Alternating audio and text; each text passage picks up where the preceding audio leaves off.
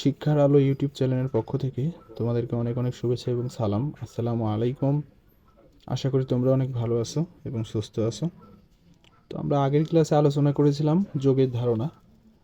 আশা করি তোমরা যোগ নিয়ে যে সমস্যায় ছিল তা কিছুটা হলেও সমাধান হয়েছে।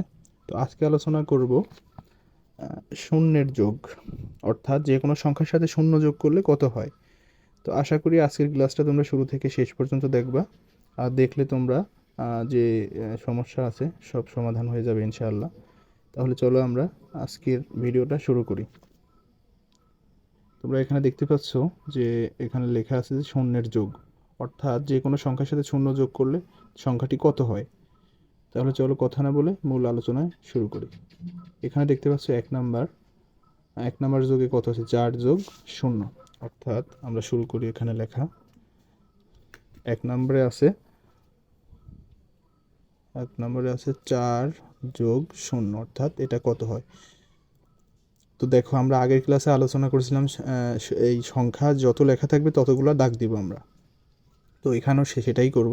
এখানে যেহেতু 4 আছে, তার 4-এর জন্য আমরা 4টি দাগ দেবো, 1 2 3 4। আর যেহেতু শূন্যর তো কোনো কিছু হয় না, তাহলে শূন্যর জন্য আমরা কোনো দাগ দিব না।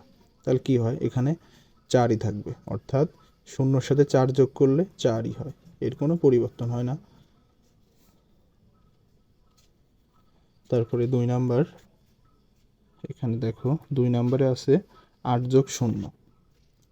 2 নাম্বারে আছে 8 যোগ 0, অর্থাৎ আগের মতোই আমরা এখানে যেহেতু 8 লেখা আছে, 8-এর জন্য 8টি দাগ দেব, 1 2 3 4 5 6 7 8। দেখো এখানে 0 আছে, শূন্যর জন্য তো কোনো দাগ হয় না, শূন্য তো শূন্যই থেকে যায়। তাহলে আমরা এখানে 8টি দাগ দিচ্ছি, তার মানে উত্তর 8ই হবে, অর্থাৎ 8ই হবে। তো এটা গেল।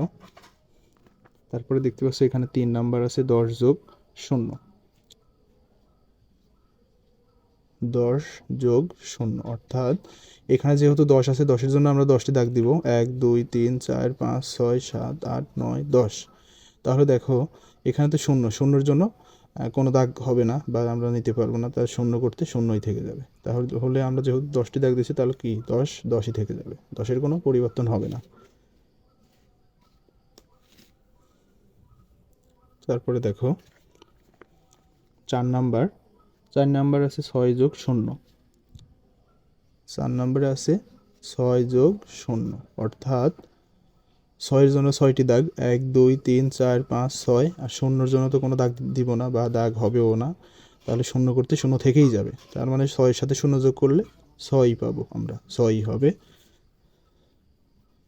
তারপরে দেখো 5 নম্বরে কত আছে, 5 নম্বরে আছে 0 যোগ 5। 0 যোগ 5, এখানে দেখো একটু ব্যতিক্রম, এতক্ষণে আমরা যে অঙ্কগুলো করেছি সবগুলো কিন্তু শূন্য পড়ে, প্রথমে সংখ্যা আছে তারপরে শূন্য, আর এখানে একটু ব্যতিক্রম, দেখো শূন্য আগে দিছে, তো এখানে সংখ্যা দিছে পরে। শূন্য একটি সংখ্যা অবশ্য, তবে যে সংখ্যাগুলো আছে শূন্য বাদে সেটা দিছে পরে। তো এটা দেখে তোমরা ঘাবড়িয়ে যাবে না, নিয়ম একই। তো এখানে শূন্যর জন্য আমরা দাগ দিব না, শূন্যর জন্য শূন্য দাগই থাকবে। আর এখানে 5-এর জন্য 5টি দাগ হবে, 1 2 3 4 5। তাহলে কি হয়, এখানে 5 করতে 5ই থেকে যায়, অর্থাৎ শূন্য আগে বা পরে, বাম পাশে না ডান পাশে, এই পাশে বাম এই পাশে ডান, এই দিকে দেওয়ার এখানে কোনো পরিবর্তন হবে না। যা এখানে শূন্যর সাথে যাই যোগ করি না কেন সেটাই বসে যাবে। তো যেহেতু 5 যোগ করছি আমরা শূন্যর সাথে, তাই 5 করতে 5 বসে গেছে। তারপরে এখানে 6 নম্বরে সেম একই, 6 নম্বরে 0 আগে তারপরে 7। 6 নম্বরে 0 আগে তারপরে 7, অর্থাৎ শূন্যর জন্য 0 দাগ আর 7-এর জন্য 7টি দাগ, 1 2 3 4 5 6 7। তাহলে কি হয়, এখানে 7 করতে 7ই থেকে যায়, অর্থাৎ 7ই অ্যান্সার। তারপরে গেল 6 নাম্বার, এখন 7 নাম্বার।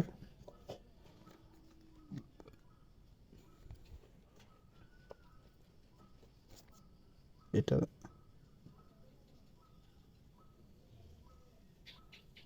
অর্থাৎ 7 নাম্বারে এখন দেখো 7 নাম্বার, 7-এ আছে কি, 7-এ আছে 0 যোগ 7-এ আছে 0 যোগ 3। 0 যোগ 3, 0 আগে দেওয়াতে কোনো পরিবর্তন হবে না, শূন্যর জন্য 0 দাগ আর যোগ এই 3-এর জন্য 3, 1 2 3। তাহলে কি হয়, এখানে এটা করতে 3 করতে 3ই হবে, গেল এটা। তারপরে দেখো 8 নাম্বার, 8 নাম্বারে এখানে কি আছে, এখানে আছে 0 যোগ 9, 0 যোগ 9 অর্থাৎ এই 0-এর জন্য 0 দাগ যোগ 9-এর জন্য 9টি দাগ, 1 2 3 4 5 6 7 8 9 অর্থাৎ এই 9 করতে 9 থেকে যাবে। এটা গেল। তারপরে দেখো 9 নাম্বার কি আছে এখানে? এখানে কিন্তু আরো একটু ব্যতিক্রম, 0 যোগ 0, 0 যোগ 0। এটা দেখে হয়তো তোমরা অবাক হচ্ছ যে দুইটা শূন্য মিলে কত হয়। আসলে শূন্য শূন্য কোনো পরিবর্তন, শূন্য শূন্য কখনো কোনো সংখ্যা ডিজার্ভ হয় না, বা সংখ্যা আমরা নিতে পারবো না, নিতে হয় না। তো শূন্য করতে শূন্যই হবে। এখানে শূন্যর জন্য কি বলতে পারি আমরা? শূন্য দাগ, মানে কোনো দাগ নেই। এখানেও শূন্যর জন্য শূন্য দাগ। তাহলে কি এই শূন্য শূন্য কোনো সংখ্যাই হচ্ছে না, শূন্য করতে শূন্য থেকেই যাচ্ছে। অর্থাৎ দুইটা শূন্য মিলে আমরা কি করতে পারি? উত্তরমালায় একটি শূন্য লিখতে পারি। দুইটা শূন্যর জন্য আমরা একটি শূন্য লিখবো। তাহলে উত্তরে কি হবে? শূন্য। মানে শূন্য শূন্য যোগ করলে শূন্যই হয়। ঠিক আছে, শূন্য শূন্য যোগ করলে শূন্যই হবে। তো আশা করি শূন্যের যোগ তোমরা সুস্থভাবে বুঝতে পেরেছো, আশা করি।